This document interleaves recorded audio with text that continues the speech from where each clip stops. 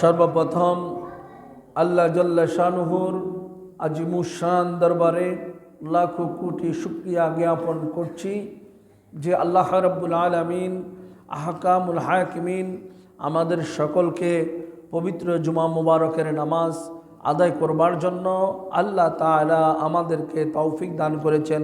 উচ্চ আওয়াজ বলি আলহামদুলিল্লাহ।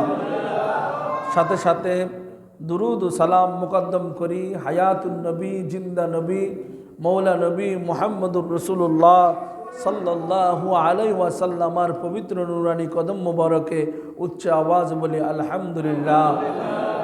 সমগ্র বিশ্বে যে সকল হক্কানি আল্লাহর ওলিরা আরাম ফরমাচ্ছেন সকলের দরবারে জানাই সালাম, উচ্চ আওয়াজ বলি আলহামদুলিল্লাহ। আজকে আলোচনা নামাজের আদব সম্পর্কে আলোচনা, পাশাপাশি ধারাবাহিক যে আলোচনা রয়েছে রসুলের মুজেজা, সে আলোচনাটুকু করব। আল্লাহ তাআলা আমাদেরকে সে আলোচনাগুলো আমল করার তৌফিক দান করুন, সকলে বলি আল্লাহুম্মা আমিন। পেয়ারা হাজিরিন,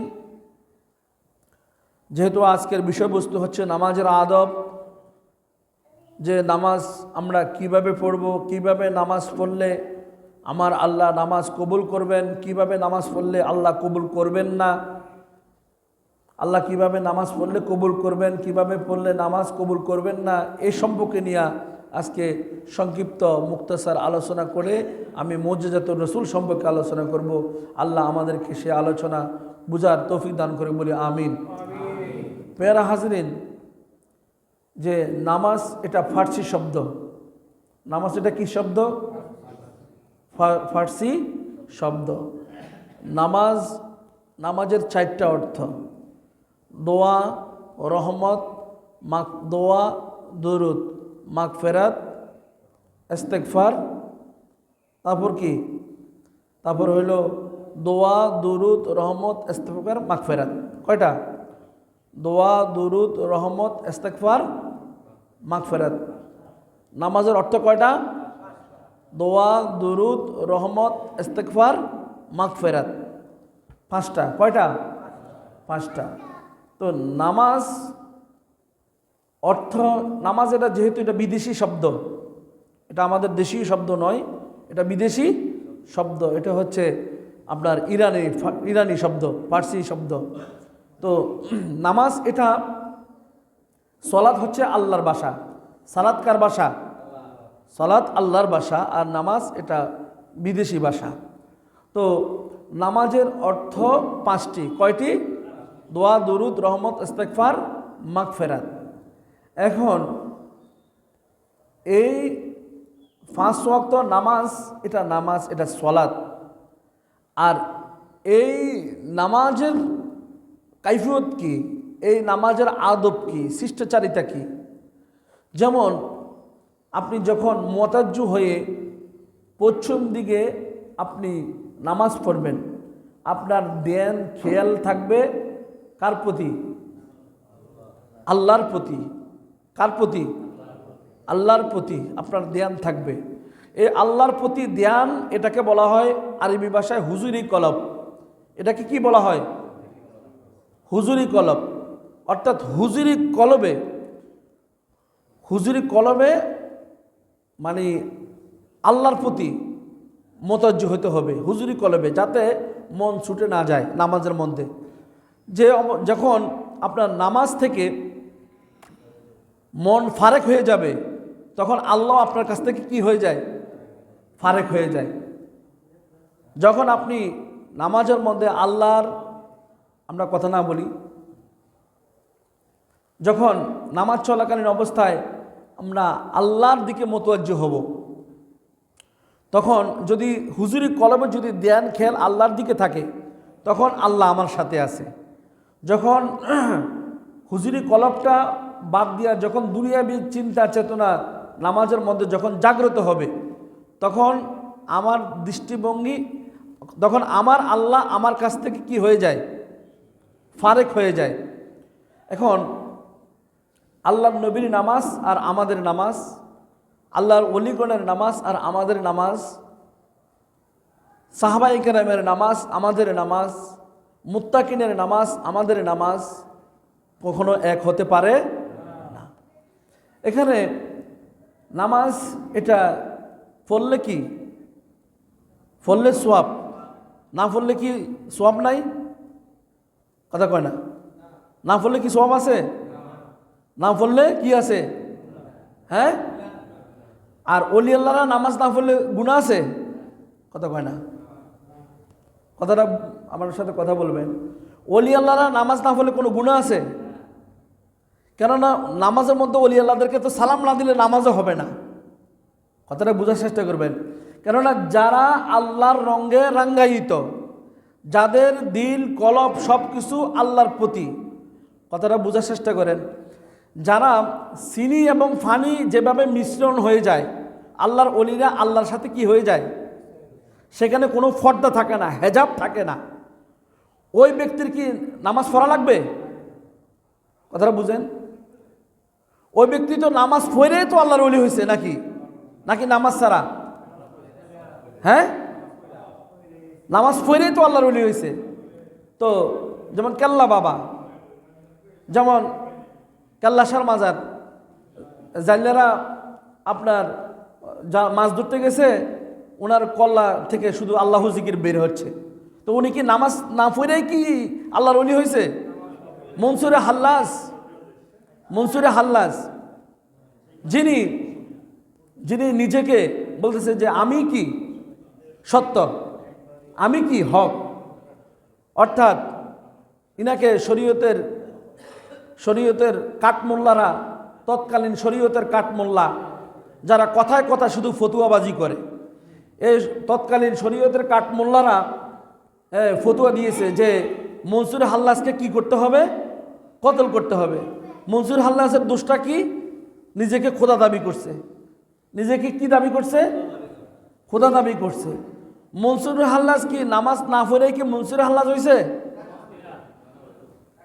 বেলায়তির চক্ষু মোল্লার কাছে নাই। মোল্লার কাছে এজিদের চশমা। কার চশমা?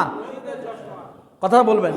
মোল্লার চোখে এজিদের চশমা, মোল্লার চোখের মধ্যে বেলায়তি চশমা নাই। এই জন্য মোল্লায় ফতুয়া দিছে যে এক ইল্লে নিজেকে খোদা দাবি করছে, এর কতল কর, এর কি করো, কতল করো।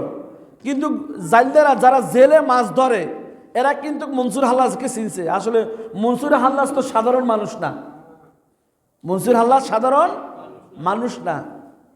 এখানে কার জন্য নামাজ আর কার জন্য নামাজ না, এখানে বুঝতে হবে। যারা আল্লাহর রঙে রাঙ্গায়িত হয়ে গিয়েছে, তাদেরকে আপনি নামাজও ওয়াজ করবেন তাদের সামনে যাইয়া? উনাদের কারণে তো নামাজ আমরা পাইছি। যাদের কারণে নামাজ পাইছি তাদেরকে আপনি ফতোয়া দিবেন যে আপনি নামাজ পড়েন নাই, আপনি কাফের হয়ে গেছেন, এটা বলা যাইব? যান আপনি শাহজালালকে কাফের ফতোয়া দেন, পারবেন আপনি?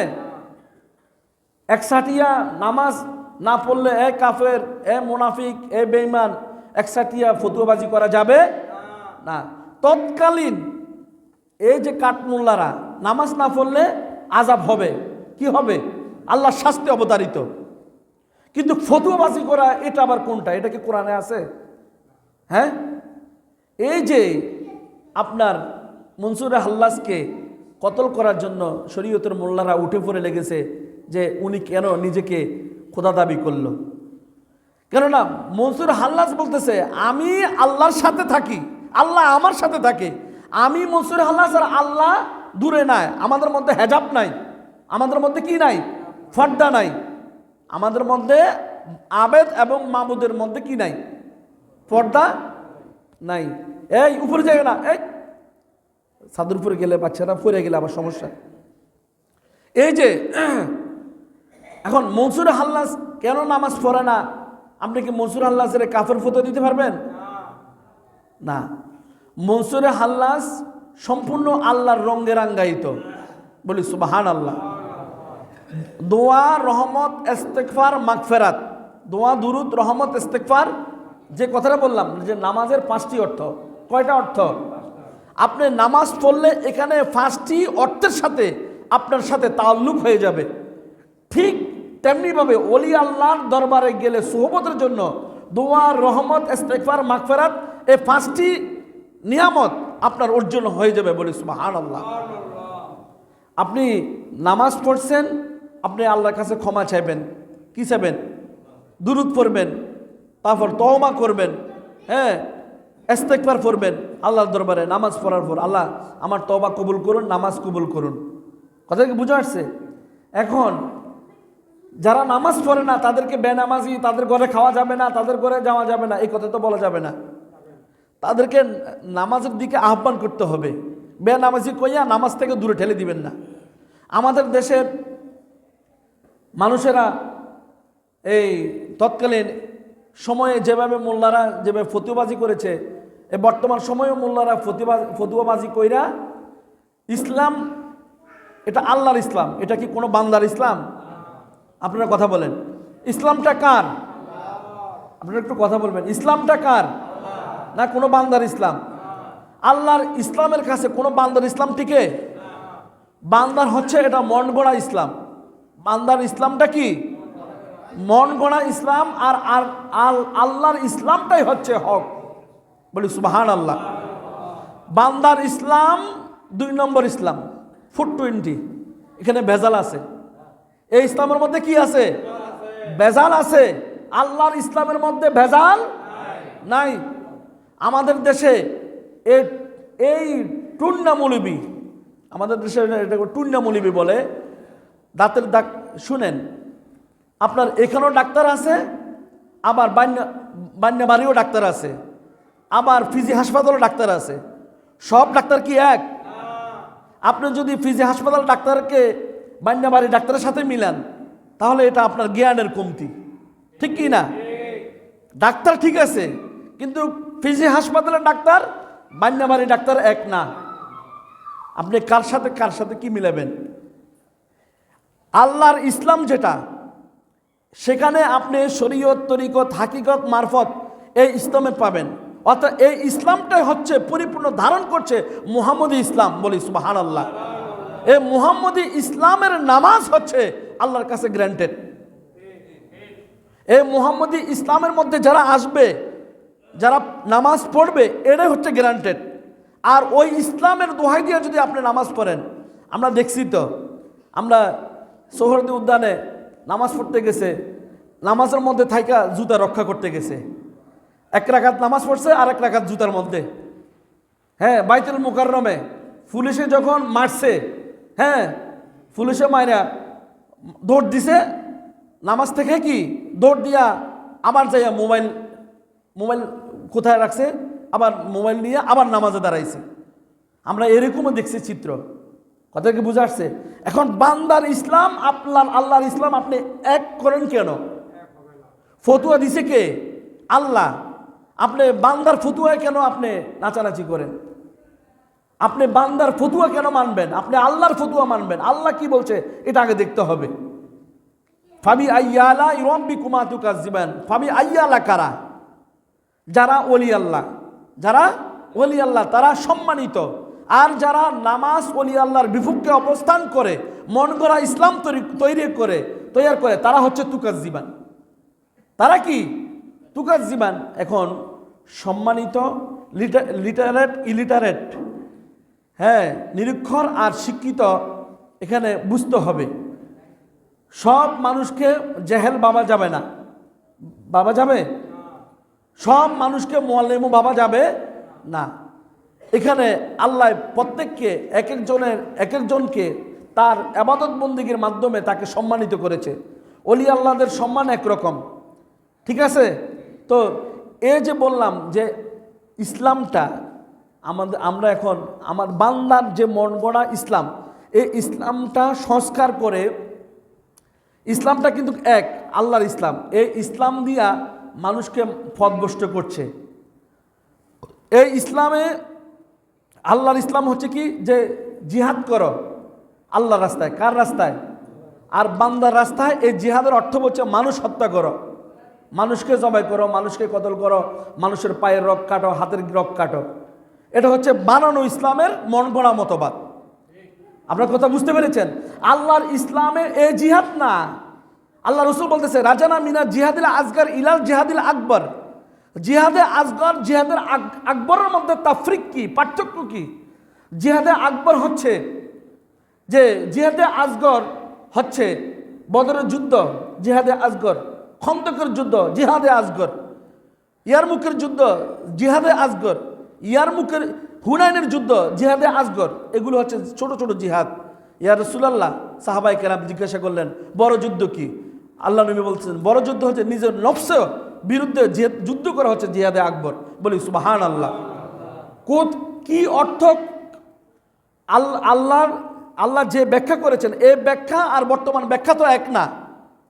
ইসলামটা সাইনবোর্ড ব্যবহার করে, হ্যাঁ, তারপর বলে মানুষের কাছে চাঁদাবাজি, ধোঁকাবাজি, মানুষ হত্যা, হ্যাঁ, মানুষকে মারলে জান্নাত যাবে।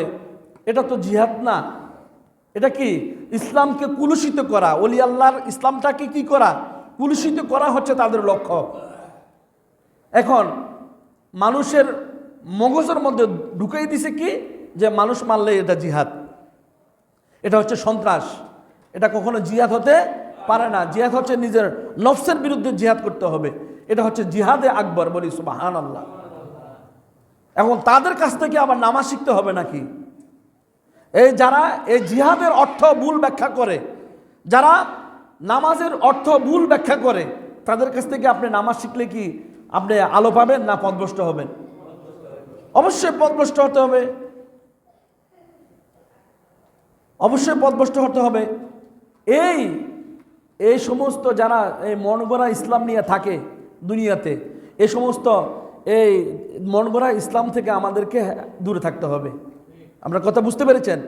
এই মনগড়া ইসলামীদের সাথে থাকলে আপনার ইমানও আমও যাইব, সালাও যাইব, ইমান যাইব, আমলও যাইব গা। কেননা তারা যুগে যুগে কোরআনকে অবমাননা করেছে, আল্লাহ রসুলকে তারা কি করছে? রসুলের সাথে গুস্তাখি করে আসছে।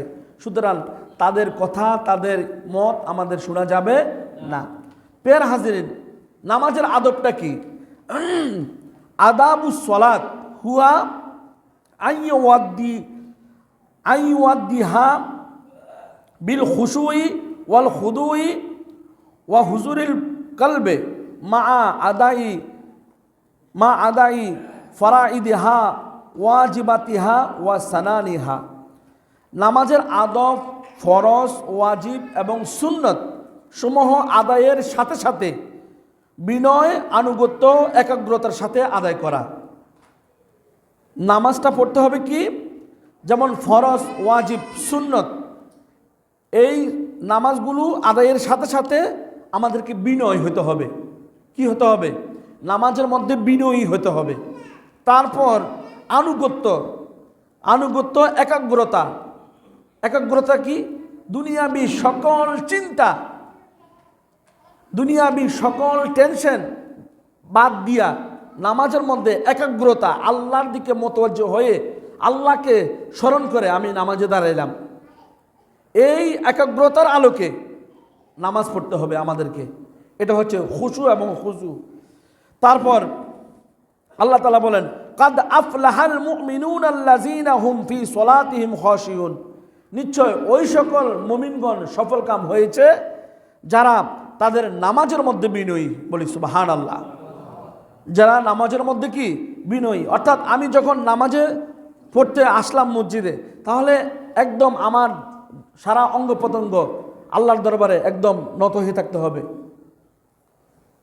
অর্থাৎ বুঝতে পেরেছেন? মসজিদের মধ্যে কোনো ক্ষমতা, পাওয়ার, কোনো কিছু দেখানো যাবে না। মসজিদের ভিতরে অনেকে বলে, এই হুজুর আপনি এই কামটা কেন করলেন না? এই মসজিদ সাহেব এই কাজ কেন করলেন না? মানে অপরজনকে দেখায়, দেখ আমার হ্যাডাম কতটুকু, মানে আল্লাহর চাইতে আমার হ্যাডামটা কতটুকু। বলি নাউজুবিল্লাহ। এটা ঠিক না। এটা এহানাতুল আলেমদেরকে অপমান করা, মসজিদকে অপমান করা। আপনি পার্সোনাল বলবেন হুজুর এই কাজটা এইভাবে করলে ভালো হয়, পরামর্শ দিবেন। 10 জনের সামনে বলা এটা খারাপ। এটা কি? অত্যন্ত এটা খারাপ। আলেমদেরকে অপদস্থ করা, অপমান করা, এটা ঠিক না। আপনি কানে কানে বলবেন, পার্সোনাল বলবেন। এই যে আদব শিক্ষা দিয়েছে আমার আল্লাহ, নামাজ কিভাবে আমরা পড়ব, নামাজের মধ্যে খুজু, হ্যাঁ, কিভাবে আমরা করব, এটা সব আল্লাহ আমাদেরকে বাতলিয়ে দিয়েছেন। ইমাম তাবরানী রাদিয়াল্লাহু তাআলা আনহু তার মাজমাউজ জাওয়াইদ কিতাবের মধ্যে বর্ণনা করেন, হযরত আনাস রাদিয়াল্লাহু তাআলা হতে বর্ণিত, আল্লাহর নবী মুহাম্মদুর রাসূলুল্লাহ সাল্লাল্লাহু আলাইহি সাল্লাম ইরশাদ করেছেন, যে ব্যক্তি নামাজসমূহকে তার সময় মতো আদায় করে,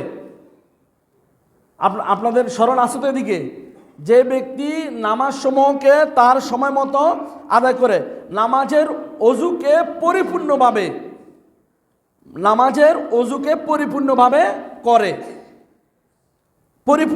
আদায় করে, ফলে এই নামাজটা অতি উজ্জ্বল হয়ে নামাজিকে সম্বোধন করে বলে, অর্থাৎ আপনি যে নামাজটা পড়লেন এই নামাজটা অতি উজ্জ্বল হয়ে নামাজিকে সম্বোধন করে বললেন যে আল্লাহ তোমাকে হেফাজত করুক যেভাবে তুমি আমাকে হেফাজত করেছ।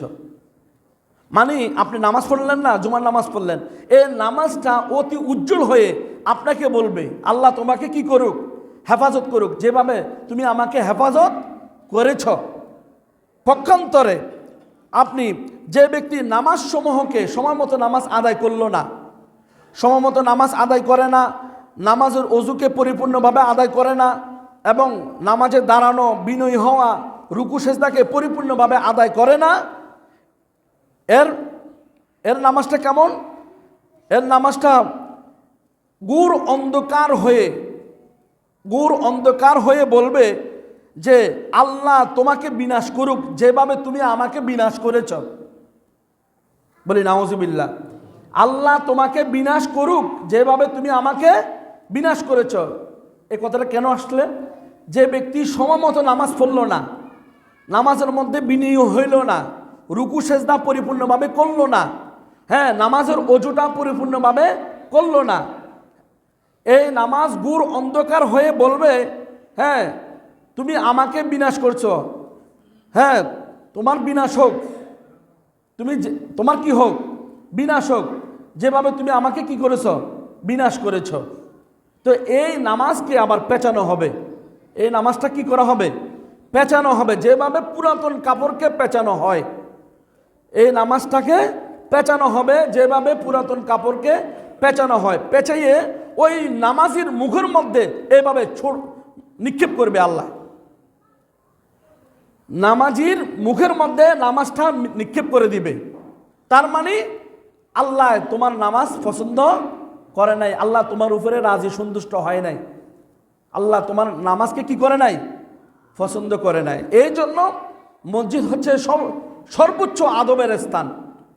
মসজিদ হচ্ছে সর্বোচ্চ আদবের স্থান। মসজিদে দুনিয়াবি কথাবার্তা, কোনো কথা দুনিয়াবি মসজিদের মধ্যে বলা যাবে। এখন তো কথাবার্তা বলতে হলে বাইরে গিয়ে বলতে হবে, কিন্তু মসজিদের ভিতরে দুনিয়াবি কোনো আলাপ আলোচনা, দুনিয়াবি যে কোনো আলোচনা মসজিদে করা যাবে না। একমাত্র মসজিদ সর্বোচ্চ হচ্ছে আদবের স্থান। আল্লাহ আমাদেরকে সে আদব মোতাবেক চলার তৌফিক দান করুন। সকলে বলি আল্লাহুম্মা আমিন। মসজিদের ভিতরে এটাও বলতে পারবেন না, এই তুই এই কাজ কেন করস, এই কথাও জোরে বলতে পারবেন না। জোরে বলাটাও নিষেধ, আস্তে বলতে হবে, কানে কানে বলতে হবে। আপনার কথা কি বুঝা আসছে? যেহেতু আল্লাহর ঘর মসজিদ, এই মসজিদের সর্বোচ্চ আদব আমাদেরকে দেখাতে হবে আল্লাহর সামনে। আল্লাহ তাআলা এই আমলগুলো করার তৌফিক দান করুন। সকলে বলি আল্লাহুম্মা আমিন। আল্লাহুম্মা সাল্লি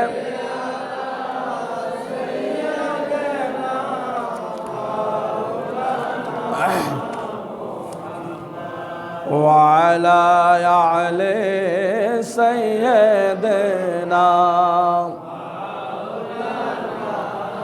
محمد اللهم صل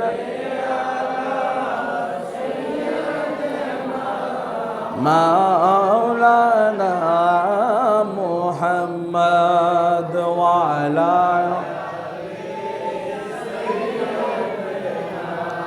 মাওলানা। পেয়ারা হাজিরিন, আমাদের দেশে অনেকে জ্যোতিষীকে বিশ্বাস করে কি করে না? দেখেন তো আপনার আমার হাতটা দেখেন তো, আমার ভবিষ্যৎ কি হবে, হ্যাঁ দেখেন তো আমার আগামীকাল কি হবে, দেখেন তো আমার চাকরি বাকরি কেমন হবে। এই জ্যোতিষীকে বিশ্বাস করা সম্পূর্ণ এটা হারাম। জ্যোতিষীকে বিশ্বাস করা ইমানের দুর্বলতা, বিশ্বাস করা যাবে না। আমার নবী মুহাম্মদুর রাসূলুল্লাহ সাল্লাল্লাহু আলাইহি সাল্লাম যেগুলো ভবিষ্যৎবাণী করে দিয়েছেন এগুলো উম্মতকে ফলো করতে হবে। উম্মতে মুহাম্মদীকে নবীজির ভবিষ্যৎবাণীগুলো কি করতে হবে, ফলো করতে হবে। নবীজির ভবিষ্যৎবাণী যদি আমরা ফলো করি, হ্যাঁ অবশ্যই আমাদের ইমানটা আরও কি হবে, ত্বরান্বিত হবে, উন্নতি হবে বলে সুবহানাল্লাহ।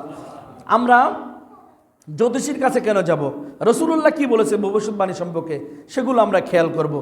হযরত মৌলা আলী শেরে খোদা কররামাল্লাহু ওয়াজহু, হ্যাঁ তিনি একবার আমার নবীর কাছে গেলেন। তখন আমার নবী মৌলা আলীকে ভবিষ্যৎবাণী দিলেন, হে আলী, আমার উম্মতের একদম হতভাগ্যা, সর্বোচ্চ হতভাগা, হ্যাঁ আমার উম্মত তোমাকে তলোয়ার দ্বারা হত্যা করবে। আমার উম্মত তোমাকে কি করবে, তলোয়ার দিয়ে মাথা আঘাত করবে, ওই রক্ত তোমার দাড়ি লালে লাল হয়ে যাবে। এখন হযরত মৌলা আলী শেরে খোদা কররামাল্লাহু ওয়াজহু যখন খলিফা নিযুক্ত হলেন, মৌলা আলী খলিফা নিযুক্ত হওয়ার পর 30 বছর পর মৌলা আলী রাসূলুল্লাহর এই বাণী মুবারক হুবহু মৌলা আলীর সাথে হুবহু মিলে গেল, বলি সুবহানাল্লাহ। মৌলা আলী শেরে খোদা যখন ফজরের নামাজ পড়লেন, ফজরের নামাজ পড়াকালীন অবস্থায় বিন মুলজিম নামক এক লোক আল্লাহর এই মৌলা আলীকে পিছন থেকে তলোয়ার দ্বারা আঘাত করলেন। আঘাত করার সাথে সাথে ওই রক্ত মৌলা আলীর দাড়ি মুবারক লালে লাল হয়ে গেছে। ইন্না লিল্লাহি ওয়া ইন্না ইলাইহি রাজিউন। সে নবীর উম্মত, সে কি নবীর উম্মত। এখন নবীর উম্মত সে যদি বলে যে আমি নবীর উম্মত, আমি মৌলা আলীকে তলোয়ার মারছি, আমি ভালো কাজ করছি, এটা কি ভালো কাজ হইল? অর্থাৎ নবীকে মৌলা আলীকে কতল করা মানে আল্লাহর রসুলের দেহ মোবারকে কি হাত বাড়ানো, ঠিক কি না? তো আল্লাহর নবী মুহাম্মদ রাসূলুল্লাহ সাল্লাল্লাহু আলাইহি সাল্লামের যে ভবিষ্যৎবাণী সেটা 30 বছর পরে এসে হ্যাঁ নবীর কথার সাথে মিলে গেল, বলি সুবহানাল্লাহ। আমার নবীজি তো এই ভবিষ্যৎবাণী দিয়েছেন, তাহলে আমরা নবীজিকে ফলো করবো যে নবীজি কীভাবে বলেছেন। তারপর আল্লাহর নবী বলতেন, সাহাবী হযরত আবু যর রাদিয়াল্লাহু তাআলা আনহু নির্জন ভূমিতে বসবাস করতেন। এখন সাহাবী হযরত আবু যর রাদিয়াল্লাহু তাআলা আনহুর মৃত্যু উপস্থিত হয়ে গেল। তার স্ত্রী হাউমাউ করে চিৎকার করে কান্না করতে লাগলেন যে আবু যর রাদিয়াল্লাহু তাআলা আনহুর দাফন কাফন জানাজার নামাজ কে ব্যবস্থা করবে এই নির্জন ভূমিতে। তখন আবু যর রাদিয়াল্লাহু তাআলা আনহু তার স্ত্রীকে বললেন যে তুমি টেনশন করো না, তুমি চিন্তা করো না, আল্লাহর নবী মুহাম্মদ রাসূলুল্লাহ সাল্লাল্লাহু আলাইহি সাল্লাম আমার মৃত্যু সম্পর্কে ভবিষ্যৎবাণী দিয়েছেন। তো নির্জন ভূমিতে তিনি অবস্থান করলেন। এখন তো স্ত্রীকে বললেন যে তুমি ওই রাস্তার মাথায় যাও, আল্লাহর নবী বলেছেন মুসলমানদের মধ্যে একটা জামাত হ্যাঁ আসবে, আমার জানাজার নামাজ পড়বে, দাফন কাফনও করবে, তুমি ওই রাস্তার মাথায় গিয়ে দাঁড়িয়ে থাকো।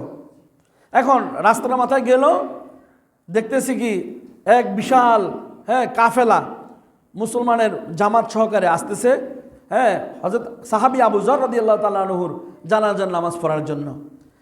তারা আয়েশা আবু যর রাদিয়াল্লাহু তাআলা আনহুর দাফন কাফনও করলো, জানাজার নামাজও সুসম্পন্ন করলো, বলি সুবহানাল্লাহ। তো আল্লাহর নবী ভবিষ্যৎবাণী যে দিয়েছে কিয়ামত পর্যন্ত ওই ভবিষ্যৎবাণী অক্ষরে অক্ষরে মিল পাওয়া যাচ্ছে, ঠিক কি না? তারপর আল্লাহর নবী মুহাম্মদ রাসূলুল্লাহ সাল্লাল্লাহু আলাইহি ওয়াসাল্লামের জামানায় অনাবৃষ্টি দুর্ভিক্ষ দেখা দিল। একজন গ্রাম্য বেদুন আল্লাহর নবী যখন দাঁড়িয়ে মিম্বারে দাঁড়িয়ে, যখন একটি জুমার নবীজি দাঁড়িয়ে খুতবা দেওয়ার জন্য দাঁড়িয়েছেন, একজন গ্রাম্য বেদুন আয়েশা আল্লাহর নবীর কাছে আরজ করলেন, ইয়া রাসূলুল্লাহ, দুর্ভিক্ষের কারণে আমাদের অবস্থা খুব করুণ হচ্ছে, আপনি আল্লাহর দরবারে দোয়া করুন যাতে বৃষ্টি হয়। এখন আল্লাহর নবী আল্লাহর দরবারে 2 হাত তুলে দিলেন মদিনার মদিনার আকাশে আপনার এতক্ষণ পর্যন্ত বৃষ্টির কোনো আলামতই ছিল না, মেঘের কোনো আলামতই ছিল না। নবী দোয়া করার সাথে সাথে মেঘের বড় বড় চাক খণ্ড আকাশে জমাট হয়ে গেল, বলি সুবহানাল্লাহ। আল্লাহর নবী মুহাম্মদুর রাসূলুল্লাহ সাল্লাল্লাহু আলাইহি সাল্লাম এই মিম্বার থেকে নামার পূর্বেই মুষলধারে বৃষ্টি হলো। ওই বৃষ্টি হতে হতে এই জুমা থেকে পরের জুমা পর্যন্ত বৃষ্টি হতেই লাগলো, বলি সুবহানাল্লাহ। এখন পরের জুমায় আল্লাহর নবীর কাছে ওই বেদুইন আসলো, ইয়া রাসূলুল্লাহ, অতি বৃষ্টির কারণে তো আমাদের সব ধ্বংস হয়ে যাচ্ছে, ইয়া রাসূলুল্লাহ আপনি দোয়া করুন যাতে বৃষ্টি বন্ধ হয়ে যায়। আল্লাহর নবী হাত তুলে আল্লাহর কাছে দোয়া করলেন। দোয়া করার সাথে সাথে আপনার মদিনার আকাশে, মদিনার চতুর্পাশে এই মেঘের খণ্ডগুলো চতুর্দিকে সরে গেল, বলি সুবহানাল্লাহ। নামাজ পড়ে সাহাবীরা দেখলেন মদিনার আকাশের মধ্যে সূর্য ঝলমল করছে, বলি সুবহানাল্লাহ। একদিন যদি বৃষ্টি হয়, হ্যাঁ একদিন যদি বৃষ্টি হয় আমাদের এই সব কিছু ডুবে যাবে না? অথচ মদিনা শহরে আল্লাহর নবী বলতেছে, হে আল্লাহ, এখানে বৃষ্টি দিবেন না, পাহাড়ের উপত্যকায় বর্ষণ করুন, এখানে বৃষ্টি দিবেন না। ঠিক আল্লাহর নবীর জবানের বদলতে বৃষ্টি হয় নাই। আল্লাহর নবী এভাবে মেঘের খণ্ডকে এভাবে সরাচ্ছেন, মেঘের খণ্ড ইশারা করছেন আঙ্গুল মোবারক দিয়া, এই আঙ্গুল মোবারক দিয়া এই আপনার মেঘ সরাই দিয়েছেন মদিনা শহরে। মদিনার মধ্যে আল্লাহর নবী এভাবে মেঘ সরাই দেওয়ার কারণে মদিনার চতুর্দিকে মেঘ সরে গেল, আর আকাশের মধ্যে সূর্য ঝলমল শুরু হলো, বলি সুবহানাল্লাহ। তো আল্লাহর নবী এই মুজেজা, আল্লাহর নবীর ভবিষ্যৎবাণী যদি আমরা এগুলো বিশ্বাস করি, আমরা জ্যোতিষীকে না মানি, আমরা আল্লাহর নবীর ভবিষ্যৎবাণীগুলো মানার চেষ্টা করি, বা আমরা যদি মুজেজার কিতাবগুলো দেখি, তাহলে আমাদের ইমানটা কি হবে? উন্নত হবে, তরক্কি হবে। আল্লাহ তাআলা আমাদের এই আমলগুলো করার তৌফিক দান করুক, বলি আল্লাহ।